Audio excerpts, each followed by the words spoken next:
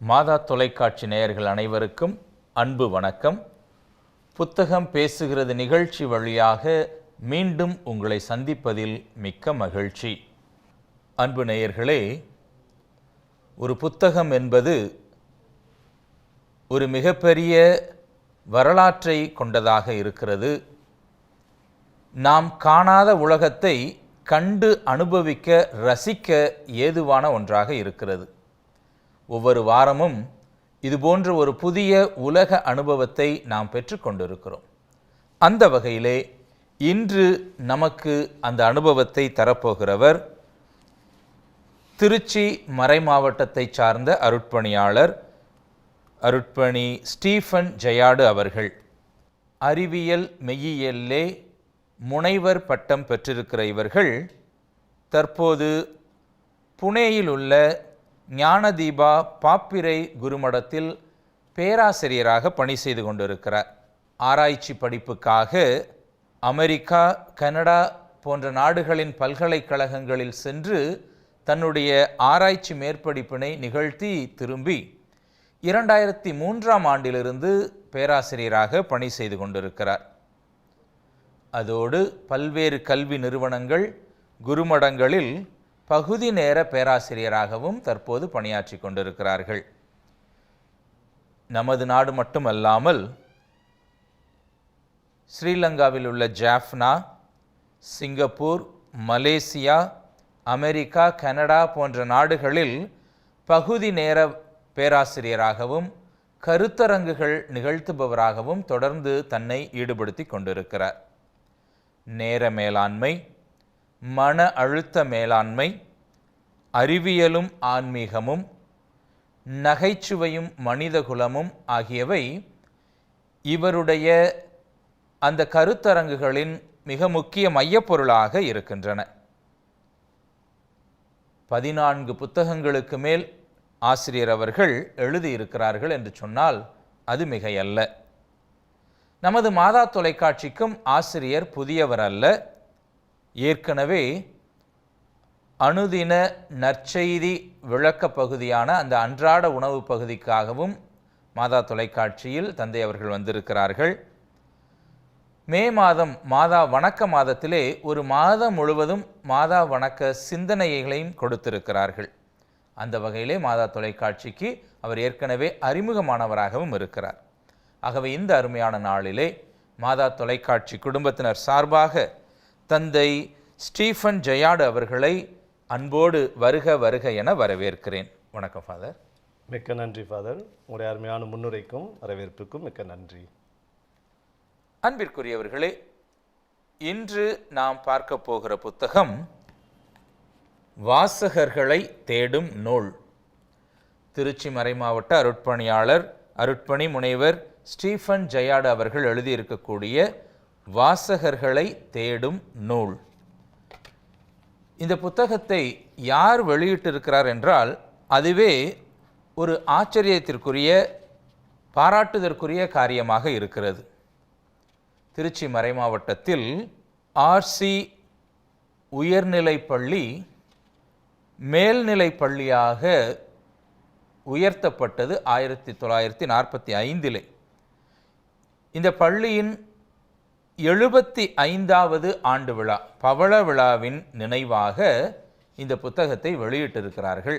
இந்த பள்ளிக்கு என்ன சிறப்பு என்றால், தந்தை அவர்கள் அந்த பள்ளியில் மாணவராக இருந்திருக்கிறார்.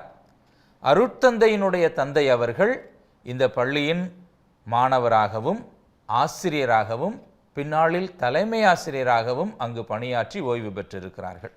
தனது தந்தையின் நினைவாக இந்த புத்தகத்தை வெளியிட்டிருந்தாலும் இதை வெளியிட்டிருப்பவர்கள் திருச்சி ஆர்சி மேல்நிலை பள்ளியும் திருச்சியில் இருக்கக்கூடிய ஃபோக்லோரே எனும் இயக்கமும் இணைந்து இந்த புத்தகத்தை வெளியிட்டிருக்கிறார்கள். ஏறக்குறைய 180 பக்கங்களை கொண்ட இந்த புத்தகத்தின் விலை ரூபாய் 100. இந்த புத்தகம் தேவைப்படுபவர்கள் கீழே திரையில் தெரியக்கூடிய எண்ணிற்கு தொடர்பு கொண்டு பெற்றுக்கொள்ளலாம். இந்த புத்தகத்திலே ஏறக்குறைய 5 பொது தலைப்புகளில் 58 கட்டுரைகள் இடம்பெற்றிருக்கின்றன. இந்த 5 தலைப்புகளும் உளவியல் சார்ந்து, ஆன்மீகம் சார்ந்து, சமூகம் சார்ந்து, உறவுகள் சார்ந்து மற்றும் பக்குவமாக பொதுவாக இந்த சமூகத்தை பார்க்கக்கூடிய பார்வைகள் என 5 தலைப்புகளில் 58 கட்டுரைகளை கொண்டிருக்கின்றன. வாருங்கள் நேயர்களே, நேரடியாக நாம் நிகழ்ச்சிக்குள்ளாக செல்வோம். வழக்கமாக இந்த புத்தகம் உருவான பின்னணி குறித்து கேட்பேன். ஆனால் இந்த தலைப்பை பார்த்தவுடன் வாசகர்களை தேடும் நூல், அதுவும் இந்த வாசகர்களை அப்படின்னு சொல்லும் பொழுதே அதில் ஒரு மேற்கோளிட்டு காட்டியிருக்கிறீங்க. என்ன இதில் சொல்ல வர்றீங்க? நன்றி ஃபாதர்.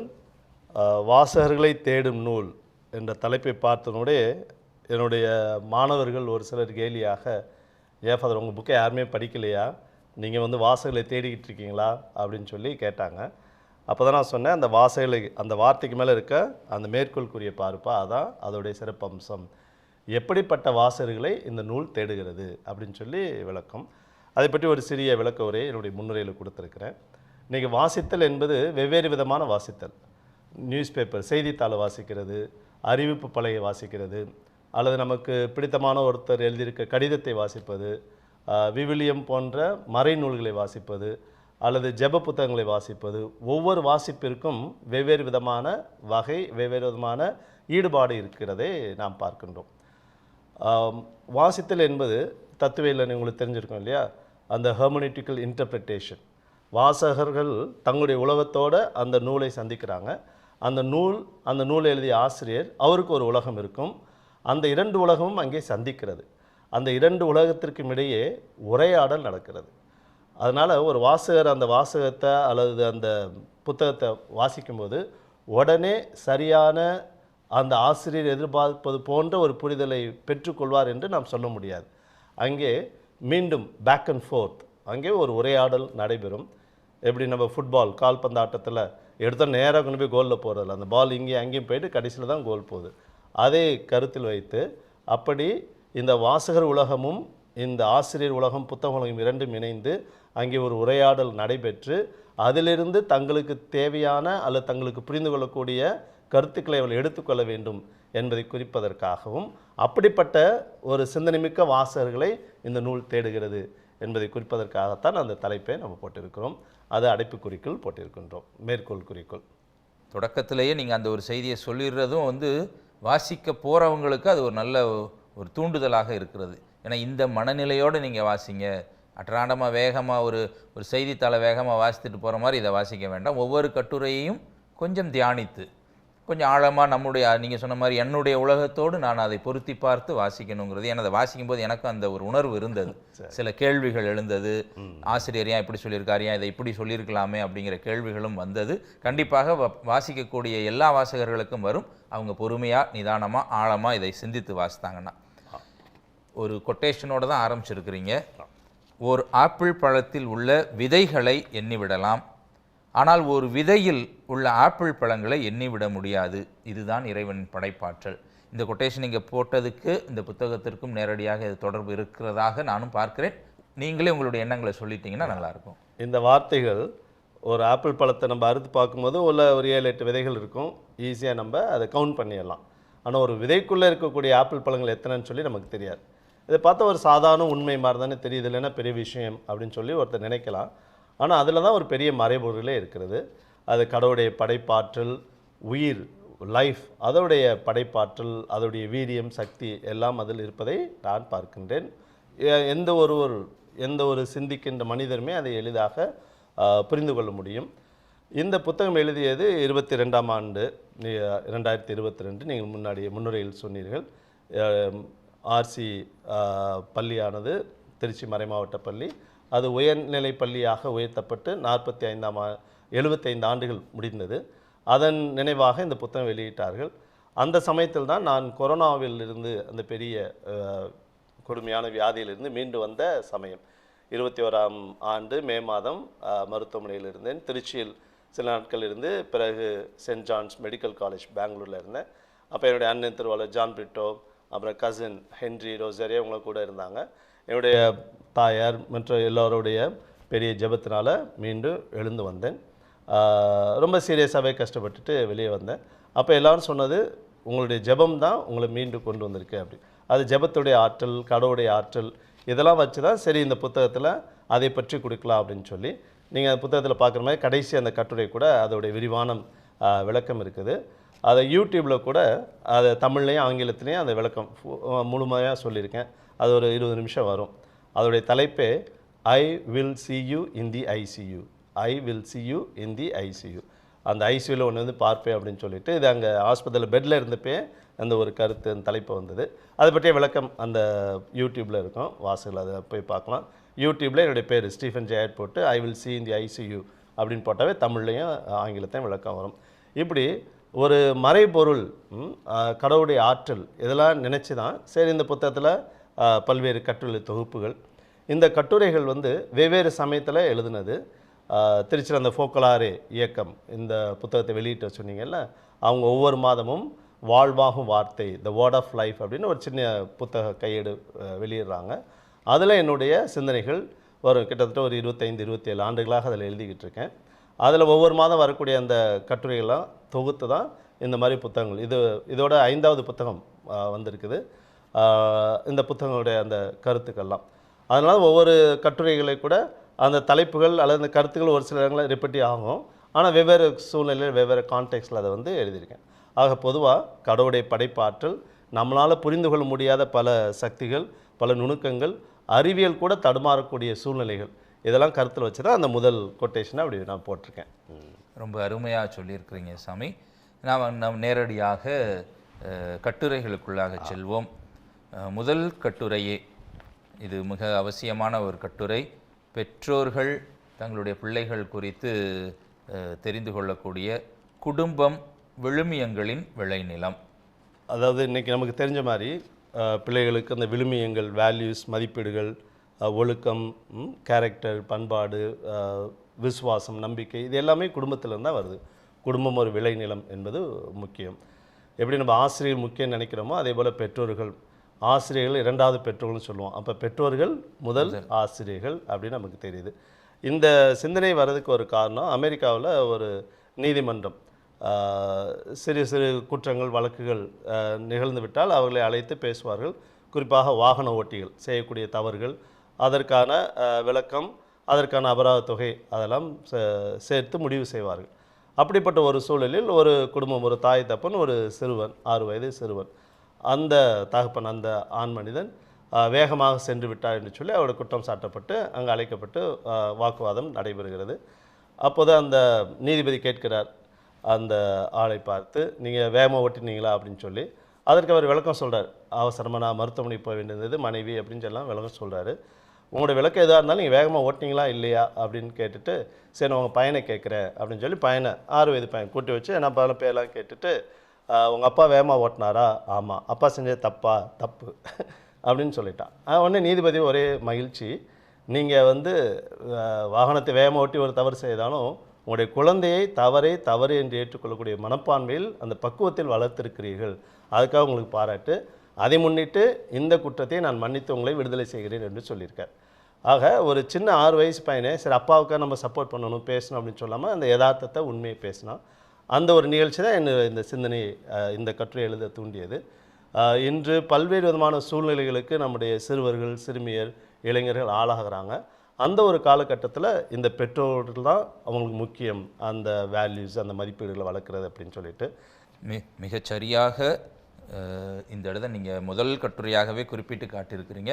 பெற்றோர்கள் எல்லோருமே கவனிக்க வேண்டிய ஒரு கட்டுரையாக இருக்கிறது. ஏனென்றால் பிள்ளைகள் வந்து ஏட்டில் கற்று தெரிந்து கொள்வதை விட பார்த்து தெரிந்து கொள்வது நிறையவே இருக்கிறது.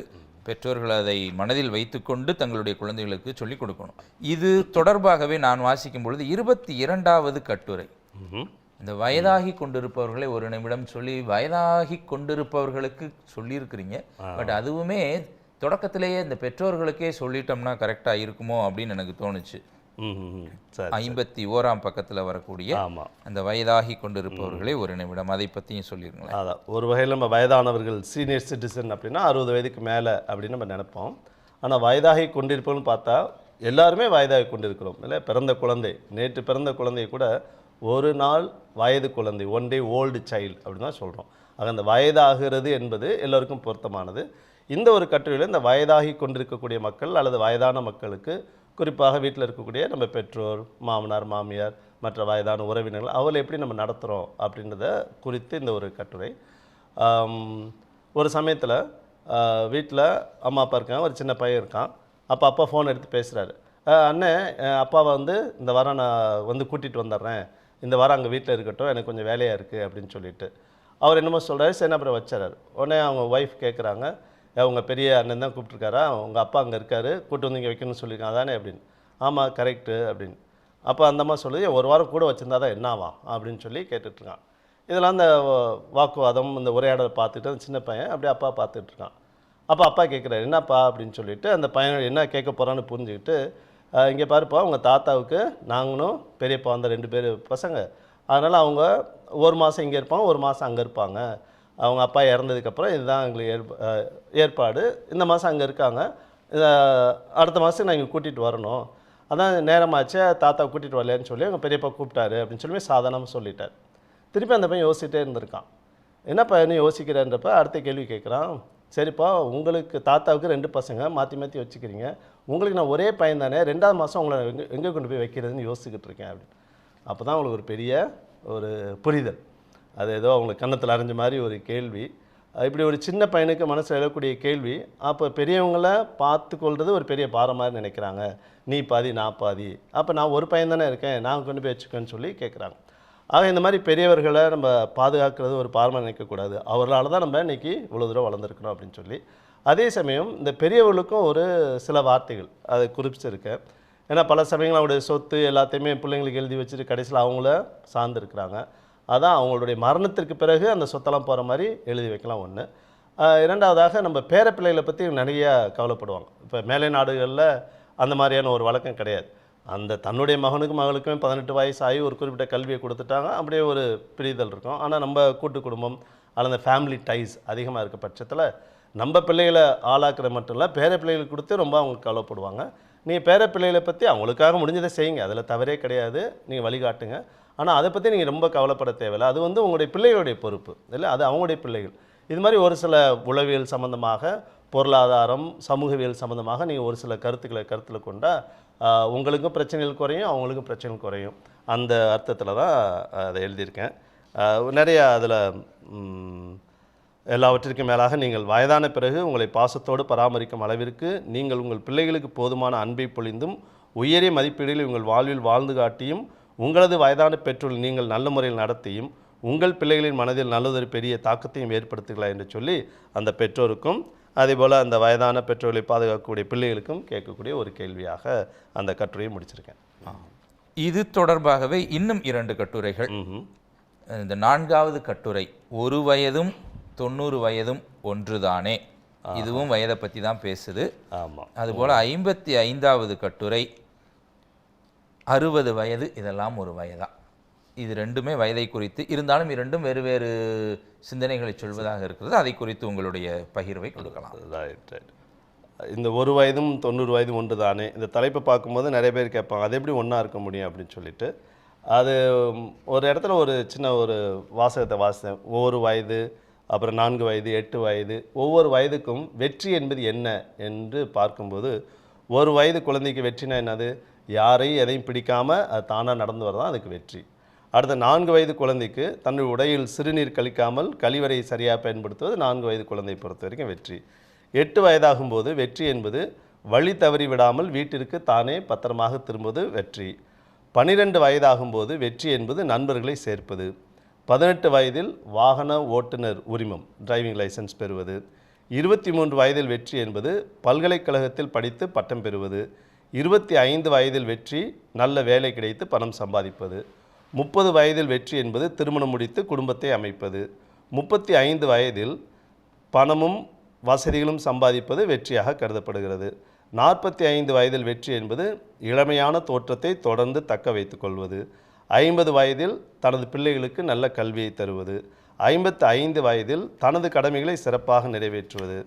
60 வயதில் வாகன ஓட்டுநர் உரிமத்தை தக்க வைப்பது. 65 வயதில் எந்த விதமான நோய்களுக்கும் இடம் தராமல் வாழ்வது. 70 வயதில் மற்ற யாருக்கும் எந்த விதமான சுமையாக இல்லாமல் இருப்பது. 75 வயதில் பழைய நண்பர்களோடு தொடர்பில் இருப்பது. இப்போ தான் திருப்பி அதோடைய முக்கியமான விஷயம் வருது. 81 வயதில் வெற்றி என்பது வழி தவறி விடாமல் பத்திரமாக அடுத்தவருடைய துணை இல்லாமல் வீட்டிற்கு திரும்புவது.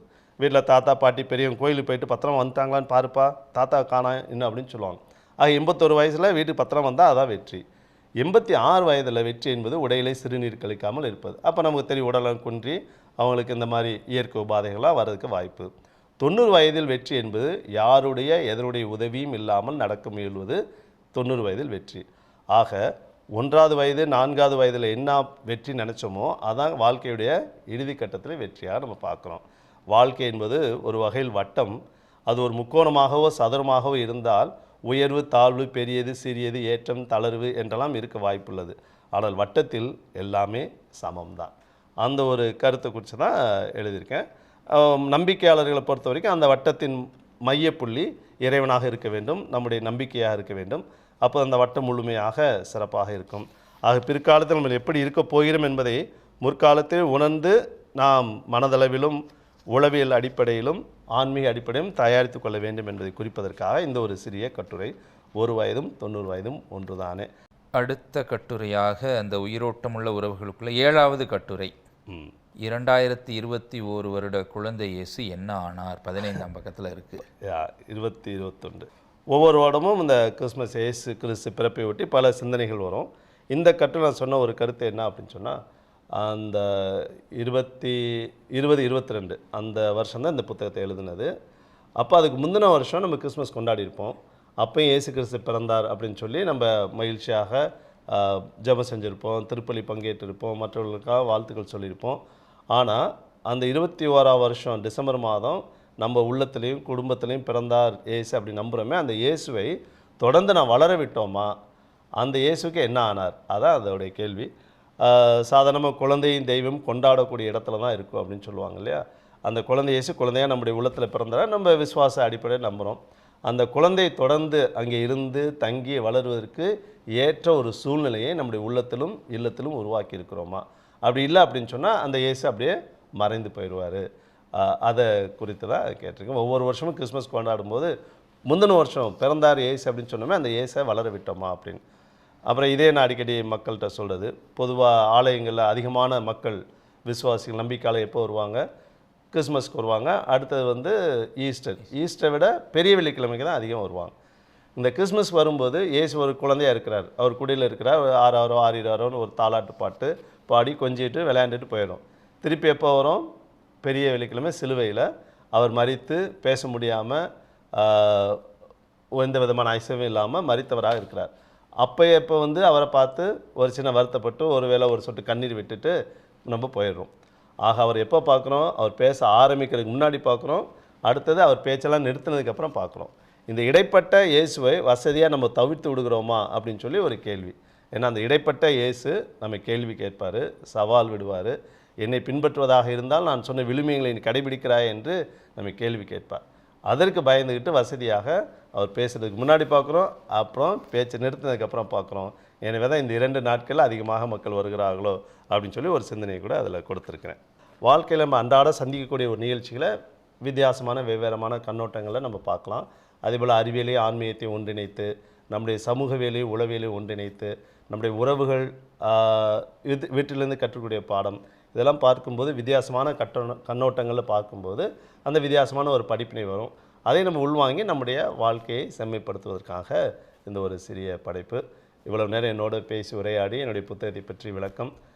இந்த புத்தகத்தை எவ்வளோ பேர் வாசிக்க போகிறாங்கன்னு தெரில, ஆனால் நீங்கள் நல்லா வாசிச்சிருக்கீங்க எனக்கு தெரியும். அட்லீஸ்ட் ஒரு வாசகராச்சும் இந்த புத்தகத்தை கிடச்சிருக்கிறாரு. உங்களுடைய உரையாடலுக்கும் உங்களுடைய நேரத்துக்கு நன்றி. உங்கள் மூலமாக மாதா தொலைக்காட்சிக்கும் என்னுடைய மனமார்ந்த நன்றியை தெரிவித்துக் கொள்கின்றேன். நன்றி, வணக்கம். அன்பு நேயர்களே, இன்னும் நம்மில் பலர் எழுத்தாளர்கள் மறைந்திருக்கிறார்கள். அவர்களை எங்களுக்கு அறிமுகப்படுத்துங்கள். அவர்களுடைய எழுத்துக்களை உலகறிய செய்ய காத்திருக்கிறோம். என்ன நேயர்களே, நிகழ்ச்சியை கண்டு ரசித்திருப்பீர்கள் என்று நம்புகிறோம். இந்த புத்தகம் தேவைப்படுகிறவர்கள் திரையில் தெரிகிற எண்ணிற்கு தொடர்பு கொண்டு பெற்றுக்கொள்ளலாம். மீண்டும் ஒரு புதிய புத்தகத்தோடு உங்களை சந்திக்கும் வரை உங்களிடமிருந்து விடைபெறுகிறோம். நன்றி, வணக்கம். நன்றி, வணக்கம்.